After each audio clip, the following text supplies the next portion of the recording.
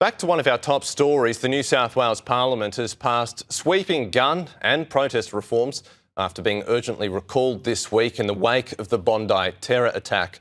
Joining me live now is New South Wales Shadow Police Minister Paul Toole. Paul, Merry Christmas and thanks for your time. As we saw earlier, the New South Wales Police Commissioner is banning protests across southwest, northwest and central Sydney for 2 weeks. Is this a good use of new powers?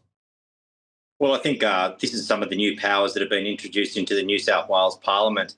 What we're seeing, though, is these powers can only be used to up to a period of 3 months. So there has to be a terrorist attack here in New South Wales before these powers can actually be applied. And if you have a look at the last 11 years, we've only actually seen 2 terrorist incidents that have occurred over that particular time. So, I think at the end of the day, we are very narrow with the laws that are actually being applied here in New South Wales. We've actually seen protests that have been going on now for over 2.5 years. We've actually seen this build up here in New South Wales to a situation where it can't continue. And, it's nice to say that we've extended it for another 2 weeks, but the real questions go back to both the Minns Labor government and to also the federal Labor government as to why they've allowed this situation to grow here in New South Wales over the past 2.5 years. Too little, too late, do you think?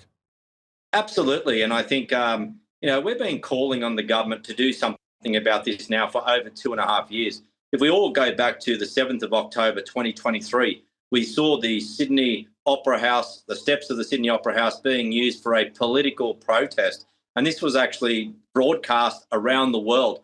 And not only did Sydney and New South Wales and Australia, we became the laughingstock of the world. And since then, we've actually seen the Sydney Harbour Bridge has been shut down for protests. We've actually seen synagogues that have had protests out the front of them. We've had Jewish families that are too scared to leave their homes, Jewish businesses that have actually closed their doors because of the lack of action that we've seen here in the state of New South Wales.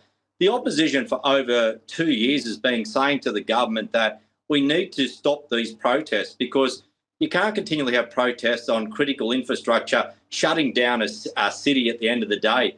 There's a lot of costs involved in that. There's police burnout. There's costs that the taxpayers have got to pay. So when you see these protests and you see one, every weekend, when you see traffic control, emergency services and police out there working, it's the taxpayers of New South Wales that are footing the bill. And we've got to remember that protests are meant to be for one-off situations. But when you see a protest every few days or every weekend, that is a targeted campaign. That is a movement. And the government has been too slow to act in this area.